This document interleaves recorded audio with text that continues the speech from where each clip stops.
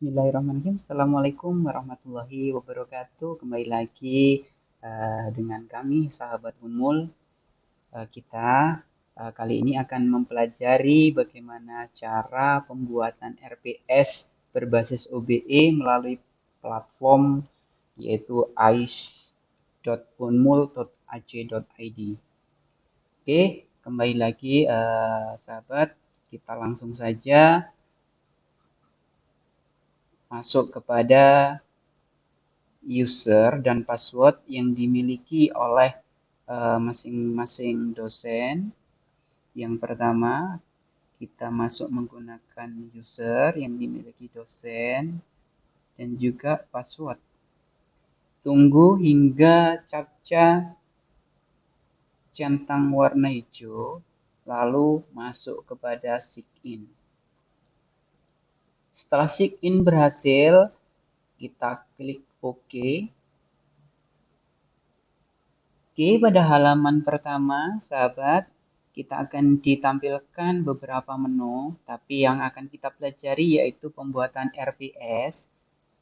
Untuk pembuatan RPS, langsung saja kita klik pada bagian RPS. Ya, di sini tentunya sahabat akan mengampu tidak hanya satu mata kuliah. Tentunya kita akan memilih mata kuliah yang akan kita jadikan RPS. Oke, sahabat, di sini saya sebagai pengampu mata kuliah kepramukaan dan outdoor education pada tahun ajaran ini, langsung saja kita praktekkan kepada mata kuliah yang saya ampu. Oke, sahabat, setelah kita pilih, lalu klik tampilkan. Oke, sambil kita menunggu, sahabat, ini sabar dulu, sahabat. Oke, setelah tampil, tentunya akan tampil identitas mata kuliah yang kita ampu dari kode hingga dosen pengampunya di sini. Lalu pada menu ini kita akan ditampilkan 5 bagian pokok. Yang pertama yaitu CPL, daftar pustaka, CPMK, dan sub CPMK, RPM, dan juga cetak RPS. Oke sahabat, kita langsung saja ke menu yang pertama, yaitu CPL. Oke, untuk CPL ini tentunya ini sudah diinput dari masing-masing prodi. Di sini di prodi saya itu ada 10 CPL. Untuk 10 CPL ini yang saya pilih yaitu CPL pertama, ke-7, ke-8, ke-9, dan yang ke-10. Setelah kita memilih CPL, lalu kita akan diarahkan kepada menu yang kedua yaitu daftar pustaka. Oke, untuk daftar pustaka, karena ini mata kuliah pramuka, tentunya ini sudah saya sediakan daftar rujukan atau daftar buku yang akan saya pergunakan untuk mengajar mata kuliah pramuka ini. Ini sudah satu yang sudah saya upload. Oke, untuk mengupload ini tentunya tidak hanya satu buku saja, ya. Ini tentunya ada beberapa sumber yang kita gunakan. Sebagai contoh ini nanti kita tambahkan menu tambah. Oke, pada nama ini nanti kita akan tuliskan judul buku atau judul jurnal yang kita pergunakan. Lalu untuk deskripsi ini bisa kita isi abstrak atau keterangan dari buku. Lalu file pustaka ini kita bisa masukkan PDF dari buku atau jurnal yang kita ambil.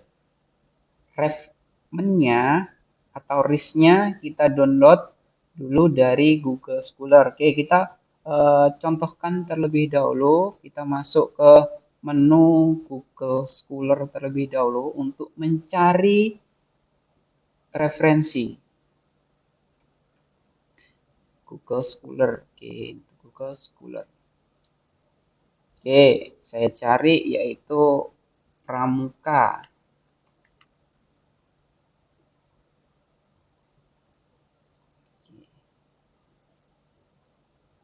Oke, tentunya yang PDF ya, yang bisa kita download. Nah, ini di halaman pertama ini. Coba kita download.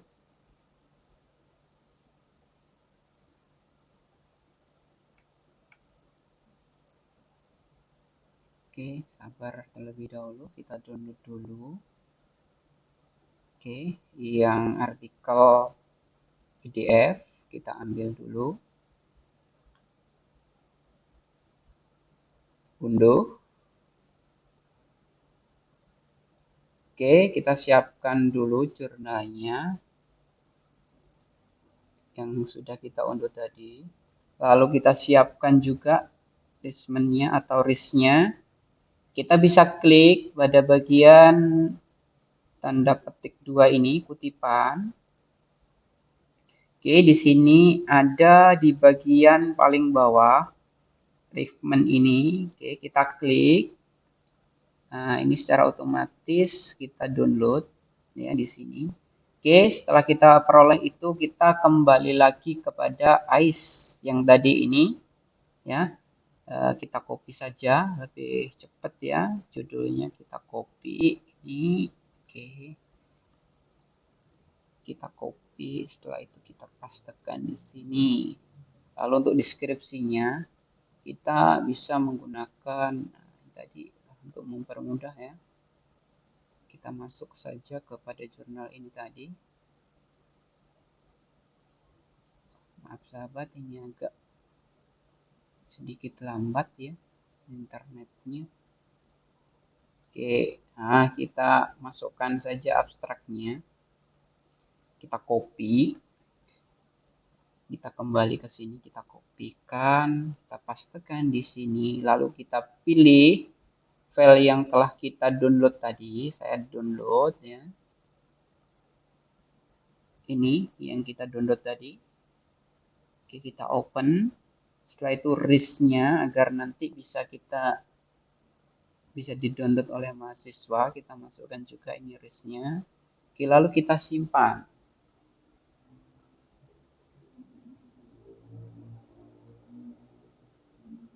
Kita simpan.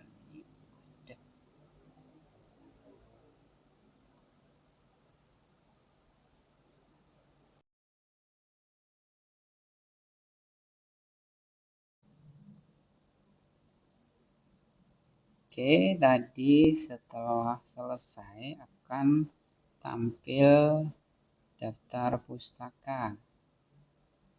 Lalu setelah selesai kita input daftar pustaka, kita masuk pada menu yang ketiga, yaitu JPMK dan sub JPMK. Oke, pada menu JPMK dan sub JPMK, sub JPMK ini nanti kita sesuaikan sebanyak 16 kali pertemuan ya, rekan-rekan. Oke, di sini untuk JPMK yang pertama, yaitu menjelaskan konsep, tujuan, dan filosofis kepramukaan serta outdoor education secara komprehensif. Ya, setelah selesai JPMK, lalu nanti kita tambahkan sub JPMK-nya di sini, karena sudah saya tambahkan, ya ini di sini. Oke, kodenya 1, JPMK-nya ini, sub JPMK-nya ini, lalu kita simpan, ya. Oke, setelah kita simpan, selesai sub JPMK-nya, ya. Ini kita selesaikan sampai bawah semuanya, kita selesaikan dulu, kita input JPMK dan sub JPMK-nya. Setelah selesai, kita akan ke menu yang keempat, yaitu RPM. Nah, untuk RPM ini tadi sudah saya omongkan terkait sub JPMK, kita sesuaikan dengan jumlah pertemuan yang kita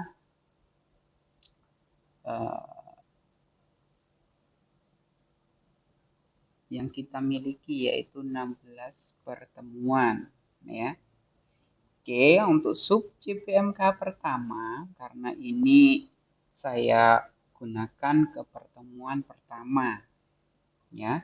Ini sebenarnya bisa kita geser-geser, ini pertemuan ini bisa kita geser ke pertemuan berapa, nanti kita lanjutkan ke pertemuan kedua, ya.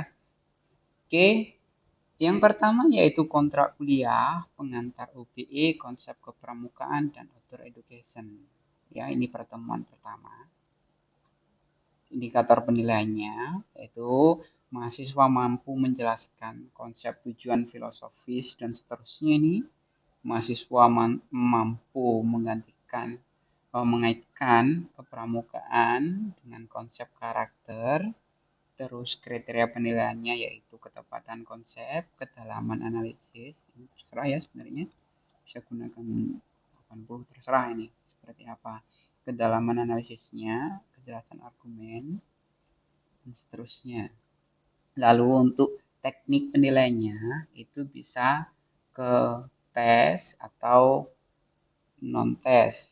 Ini untuk pertama itu saya gunakan tes, ya, tes.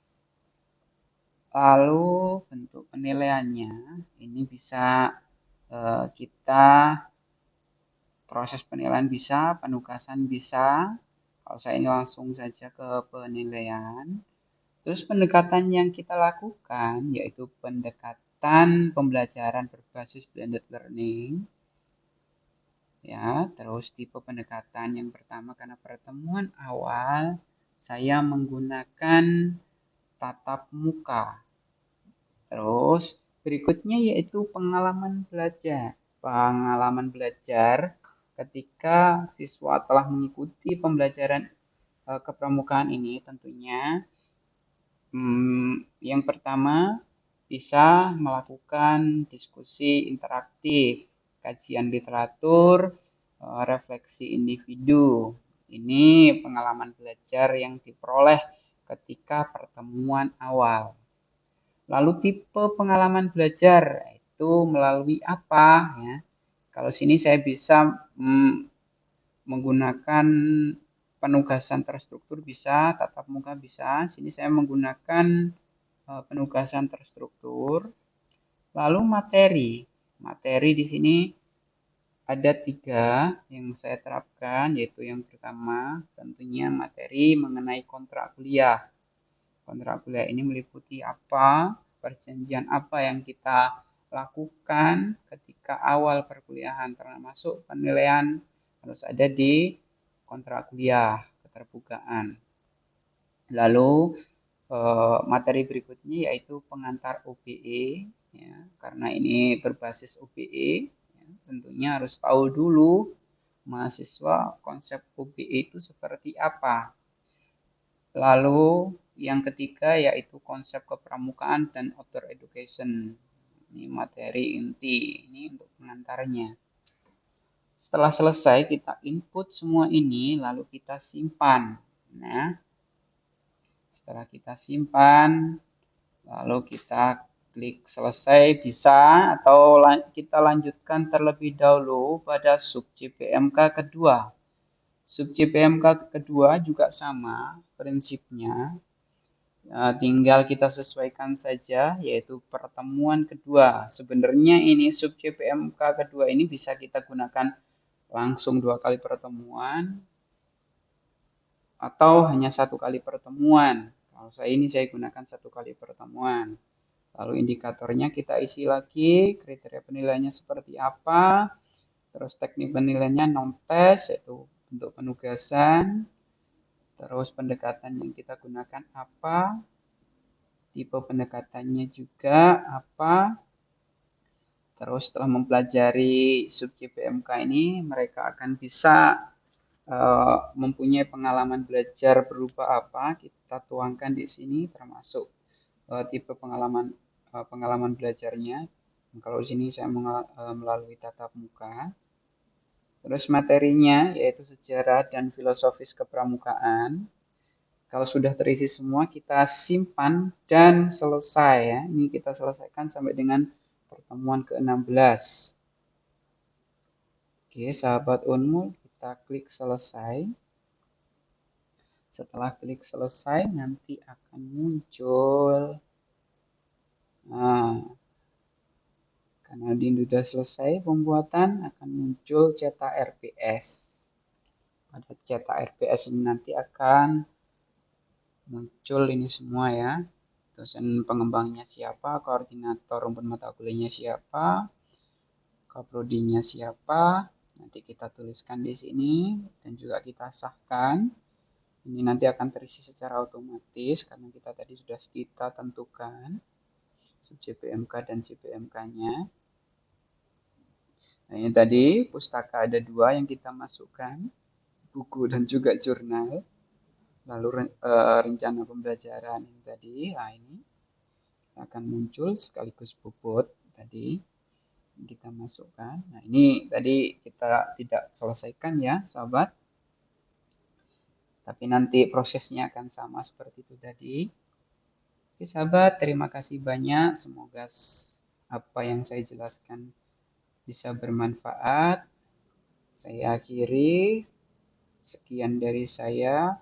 Wassalamualaikum warahmatullahi wabarakatuh. Salam sehat untuk semuanya.